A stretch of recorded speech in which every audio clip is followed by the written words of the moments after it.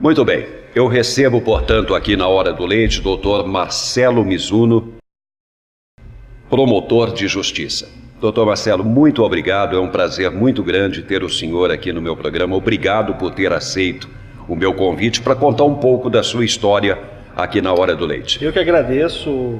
Como promotor de justiça, estou sempre à disposição para ter esse contato mais próximo com a população, com a sociedade, para esclarecer algumas dúvidas, para dar alguns conselhos no que se refere ao acesso que o Ministério Público tem com a população.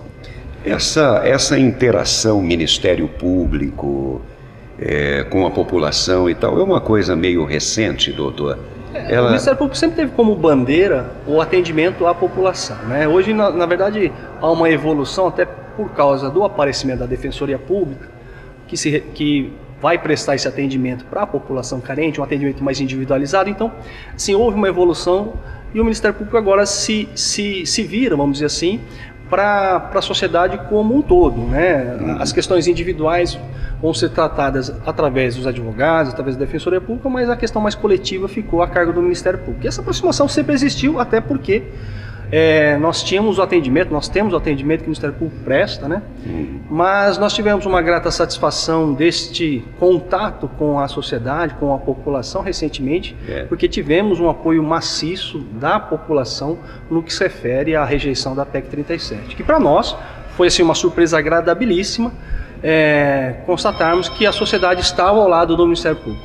Impressionante, né? Mas esse assunto de PEC 37, a gente fala daqui a pouco, doutor. Eu gostaria de voltar ao tempo aqui, vamos falar da sua origem, da sua infância, enfim. O senhor é da região de Presidente Prudente. Isso, eu nasci em Dracena. Dracena, que é ali perto ali de Tupi Paulista, é uma cidade mediana, né? Na minha juventude eu mudei para Presidente Prudente, terminei o curso de Direito em Presidente Prudente.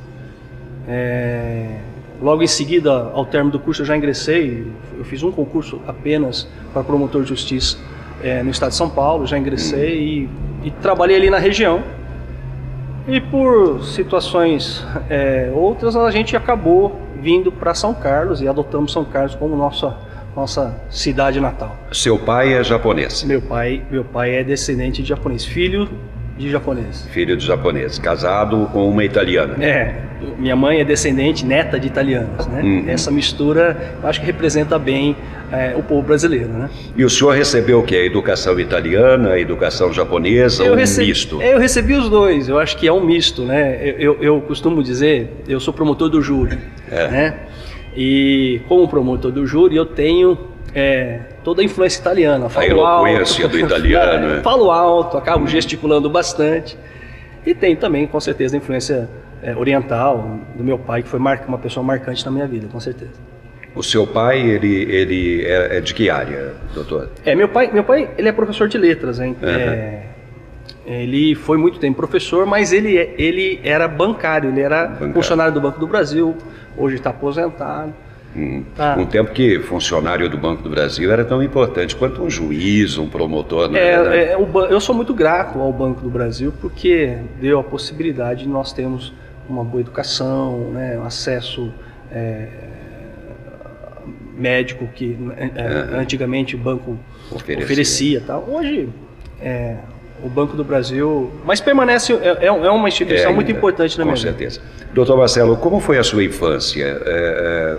Primeiros anos, Dracena, não é? Isso. Depois, na adolescência, que o senhor foi a Prudente. Na verdade, eu fiquei em Dracena até os 13, 14 anos. Tivemos uma passagem por São Paulo, eu morei 5 anos em São Paulo, né? Ficamos lá eu fiquei lá dos 13 aos 17, 18 anos e depois nós fomos para a região de Presidente Prudente. Como foi a sua meninice, doutor? Comum, jogava bola? Comum, um adolescente comum.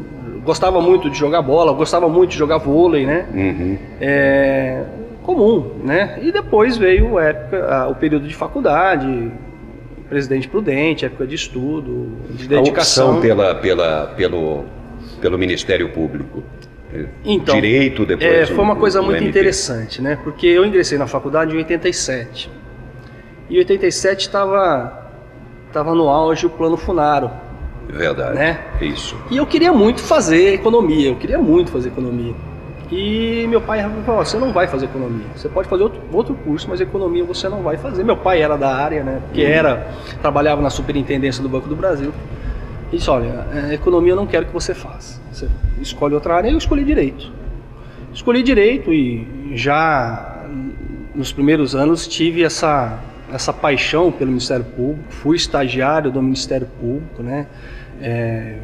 Fiz estágio com o promotor de justiça, Dr. Nestor Kobayashi, promotor aposentado em Bauru. Fiz estágio com ele quase 1 ano e meio. E já bem no começo, assim, nos primeiros anos, eu tive essa paixão pelo Ministério Público. O senhor fez a opção pelo Ministério Público? Sim, tanto é que eu prestei um único concurso no Estado de São Paulo para promotor de justiça. E o senhor não quis a legislatura, não se interessou pela magistratura? Não, a magistratura ela tem a sua importância, seu encanto, mas eu sempre tive essa vocação ou esse interesse pelo Ministério Público. O promotor de justiça, ele trabalha mais, doutor? Ele trabalha. Acho que todos nós trabalhamos, né, Leite? Atribuições, não é? Porque o Ministério Público, ele investiga, enfim, ele vai às ruas, não é? Um pouco diferente do juiz, talvez. O Ministério Público, na verdade, ele não faz um trabalho só judicial, não é só aquilo que a gente trabalha no fórum, através de processo. Nós temos esse trabalho investigativo, esse trabalho de levantar problemas sociais. O Ministério Público não trabalha só na área criminal, né, Leide?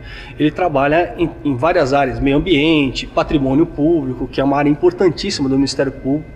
O Ministério Público ele tem entre as suas atribuições constitucionais a defesa do patrimônio público. Né? Quando o gestor, quando um administrador ele está gastando de forma ilegal, né? Nós temos atribuição para estar apurando essa situação, responsabilizando esse gestor, esse administrador. Né? Então o Ministério Público tem um leque de atribuições muito ampla, que não se resume só a sua atuação na área judicial, né? Tá. O senhor falou aí na questão do patrimônio público, enfim, né? Isso aflorou muito nos últimos tempos, não é? E nós tivemos e o povo tem que olhar até com gratidão para o MP, não é? Pelas ações que desencadeou aí, enfim, com a cassação de políticos, né? O trabalho de investigação, exatamente protegendo o dinheiro público. Agora, o que eu queria perguntar para o senhor, nessa mesma linha de raciocínio, doutor Marcelo, o senhor está satisfeito com a legislação que nós temos nesse país, principalmente quando a gente olha para a questão do patrimônio público? Quando nós encontramos dificuldade, muitas vezes essa dificuldade ela acaba se definindo como impunidade, né? Nesse processo de investigação, de responsabilização, a primeira coisa que a gente tem a fazer é criticar a legislação. A legislação é ruim, precisa melhorar, precisa... eu acho que a legislação em si, ela não é o grande problema. Nós precisamos melhorar as questões estruturais, né? No caso das impunidades, vamos lá. O judiciário, ele precisava ser mais ágil, mas ele não é muito ágil não só em razão da legislação, mas em razão de sua estrutura. Aí nós vamos falar de investimento, nós vamos falar de falta de juiz, nós vamos falar de falta de funcionários, e tudo isso contribui para que o processo acabe se prolongando. A legislação tem alguns problemas? Tem alguns problemas, mas a legislação por si só ela não é a responsável única por um sentimento de impunidade que muitas vezes nós verificamos na sociedade. Olha, aquela pessoa desviou tanto dinheiro público, já foi condenado, não está preso, ou então, por que não se... e aquela outra roubou lá um potinho de margarina e foi para preso, né? Por que não se penhorou os seus bens para que seja feito o ressarcimento ao erário? Todas essas situações, são situações que nós verificamos no dia a dia, mas elas não são fruto apenas de uma legislação que precisa ser repensada, mas também de uma estrutura institucional. Às vezes nós temos problemas estruturais com o Poder Judiciário. Precisa haver mais investimento, né? Hoje nós temos o maior poder judiciário do Estado de São Paulo, são mais de 2.200 juízes. né? São mais de 2.200 promotores de justiça que representam o Ministério Público, não fazem parte do Judiciário, mas atuam. Então, realmente, são instituições gigantes, né? E nós precisamos de estrutura, nós precisamos de condições. O Judiciário precisa de condição, né? Timidamente começou agora o processo de digitalização dos processos judiciais, que vai ajudar também, mas nós precisamos avançar bastante. A legislação, ela não é por si só responsável por esse sentimento. Mas esse avanço, ele depende exatamente daqueles que estão sendo investigados hoje, né, doutor? Ele depende de recursos. Ele depende de recursos. Que na maioria das vezes é exatamente liberado, votado por aqueles que estão, de repente, sendo investigados pelo próprio MP. Existem ideias, né, de criar receitas próprias, né? O Judiciário tem já uma receita própria que é um fundo específico para investimento deles, que vem das custas que se recolhem nos cartórios extrajudiciais, né? Agora, precisamos criar receitas próprias, né, para que esse investimento ele possa ser autônomo, vamos dizer, independente dessa liberação ou não de recursos, né? Precisamos criar umas receitas próprias para que esse investimento venha, para que o serviço seja aprimorado, para que o serviço seja agilizado. Isso sem dúvida é importante. Aqui em São Carlos, o Ministério Público ele já deu um importante passo. Nós temos hoje um prédio do Ministério Público. É fato. É um prédio do Ministério Público, um prédio com acomodações excelentes. Nós queremos trazer para este nosso espaço a Escola Superior do Ministério Público. Nós temos lá um auditório para 80 pessoas. E por que trazer a escola? Porque a escola ela acaba capacitando não só os promotores, mas também os nossos servidores. Estamos trabalhando, mas assim, tudo depende de recursos, né, Leite? Assim, a mesma dificuldade que muitas vezes o Judiciário encontra, o Ministério Público também encontra, e implantar uma escola também depende. Estaria atrelado ao governo do Estado de São Paulo isso? Não, está atrelado ao Ministério Público mesmo, a Escola Superior do Ministério Público. Sim, mas dependeria de forças políticas. Não, depende de recurso, de recurso, porque para trazer professores para ministrar os cursos que nós queremos, isso evidentemente necessita de destinação de verbas, pagar hotel, né, pagar a aula que é dada. Então, mas são passos, né? Nós verificamos que tanto o Judiciário como o Ministério Público estão dando passos de aprimoramento, de melhor prestação do serviço, porque todos nós somos servidores. Precisamos servir a população da melhor forma possível, né? Mas isso encontra as suas dificuldades que têm que ser superadas aí. E nós estamos caminhando para isso. PEC 37. PEC 37. O senhor, inclusive pela internet, o senhor... todo mundo, né, Leite? Assim... O MP, não é, de uma maneira geral, porque, só para resumir, a PEC 37, ela tirava poderes do Ministério Público, como, por exemplo, o poder de investigação, não é? Vamos esclarecer um pouquinho. Na PEC 37, na verdade, ela criava uma exclusividade da investigação na Polícia Civil e na Polícia Federal.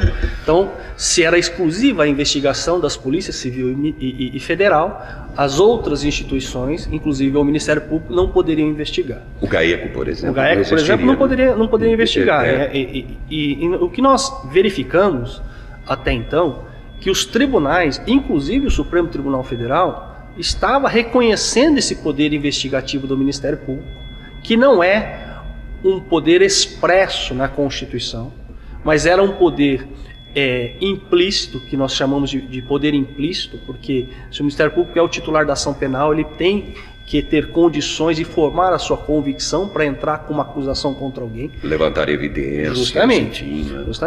Então os tribunais estavam entendendo que o Ministério Público tinha esse poder investigativo. E essa PEC, na verdade, ela enterraria de vez toda a possibilidade investigativa.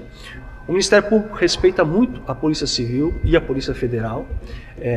Queremos que essas instituições sejam instituições fortes, que também, da mesma forma como o Judiciário, como o Ministério Público, precisam de investimento, elas também precisam de investimento. Nós precisamos criar instituições fortes. Não adianta você ter uma super instituição e ao lado uma instituição capenga, fraca. Com certeza. Né? Precisamos de instituições fortes. Então, o Ministério Público respeita muito, mas quer ter essa possibilidade de formar a sua convicção própria através de um contato mais direto com a prova, né, com os indícios e tal. Então daí a necessidade investigativa, né? E tivemos, como eu disse no começo do programa, tivemos uma satisfação imensa da população apoiar essa ideia, né? O Ministério Público passou para a população a necessidade realmente de que essa PEC precisava ser rejeitada, e as redes sociais hoje são uma ferramenta importantíssima para que a gente tenha esse contato com a população. Você disse, você faz parte aí do meu hall de amigos numa rede social, e nós como promotores fizemos, através das redes sociais, esse papel de convencimento, de convencer a população, a sociedade, jornalistas, né? No sentido de que realmente havia necessidade. E o pessoal foi para a rua, não foi apenas através de redes sociais, não é mais cartazes, nas manifestações, enfim. E isso aí mostrou, eu acho, né, até para o próprio Ministério Público, se o doutor me permite, eu acho que foi uma lição até ao próprio Ministério Público de que o povo respeita a instituição MP. Com certeza. Esse feedback a gente já tinha, né, Leite? Porque houve uma pesquisa da Fundação Getúlio Vargas e colocou o Ministério Público como a terceira instituição mais confiável no país, né? Ficando atrás só da Igreja Católica e do Exército. O doutor, o senhor me permite aqui dizer uma coisinha, olha, não vou nem lhe envolver no meu comentário, mas você conseguir um terceiro lugar em confiabilidade num país como o Brasil, então, é alguma coisa assim, extremamente, para soltar foguete. São retornos que nós recebemos da sociedade, da população, que nos deixa assim muito envaidecidos e aumenta em muito a nossa responsabilidade. O que nós queremos, o Ministério Público quer, é prestar um serviço de qualidade, Leite. O nosso serviço é de qualidade, mas queremos aprimorar, queremos melhorar, né? E voltando à questão da PEC, esse retorno que a sociedade nos deu mostrou isso, que a gente está no caminho certo, precisamos melhorar, precisamos aprimorar, toda instituição precisa de melhorias, de aprimoramento, de ajustes, e isso a gente está caminhando para alcançar. Não há nenhuma possibilidade dessa PEC voltar, né? Então, na verdade ela pode... Ela não foi sepultada. Ela foi rejeitada nessa legislatura, ela não pode ser reapresentada, mas ela pode ser reapresentada numa outra legislatura, né? Mas assim, também para o Congresso, para a Câmara dos Deputados, para o Senado Federal, uma resposta que a sociedade deu, né? Uma manifestação da sociedade se conformando com esse tipo de projeto, né? O que existe agora, Leite, são projetos de lei, porque a PEC, na verdade, era uma emenda constitucional, né? Isso é. É uma proposta de emenda constitucional. Por isso que chama-se PEC, né? PEC é proposta de emenda constitucional. Mas existe agora projetos de lei que visam, então, regulamentar esse poder investigativo do Ministério Público. E o Ministério Público quer essa regulamentação, né? Porque os que são contra o poder investigativo do Ministério Público sustentam que não existe regulamentação legal. É verdade. Não existe regulamentação legal, até porque, como eu disse para você, o poder investigativo do Ministério Público decorre de uma teoria que chama-se teoria dos poderes implícitos, né? Que você teria condições de exercitar algo para um fim maior. Isso. Mas nós queremos a regulamentação. Então, existem projetos de lei de deputados e deputadas no sentido de regulamentar todo esse projeto. Um dos projetos é o que cria, ao lado do inquérito policial, o inquérito policial é aquele instrumento utilizado pela Polícia Civil e pela Polícia Federal para a apuração das infrações penais, dos crimes e contravenções. Então, ao lado do inquérito policial, criar a figura do inquérito penal. Né? O inquérito penal, então, seria de atribuição do Ministério Público. E aí, através do inquérito penal, já se estabelecendo todo um procedimento de tramitação desse inquérito penal, o Ministério Público iria investigar aquelas infrações que ele entende que precisa ter um contato maior. Doutor Marcelo, a questão da violência. Infelizmente, hoje a violência ela cresce em todo o país, a olhos vistos, e São Carlos, infelizmente, não é diferente disso, né, doutor? Isso é verdade. Até para te dar um dado, né, eu cheguei em São Carlos como promotor de justiça em 1999, em abril de 99. Então nós temos aí 14, 15 anos, né, trabalhando nessa cidade. E eu vi essa criminalidade aumentar e aumentar bastante. Mas não é algo alarmante. Que aconteça, que aconteça só em São Carlos. Eu acho que é sim, alarmante, sim. É geral, uma coisa geral, né? É uma coisa geral.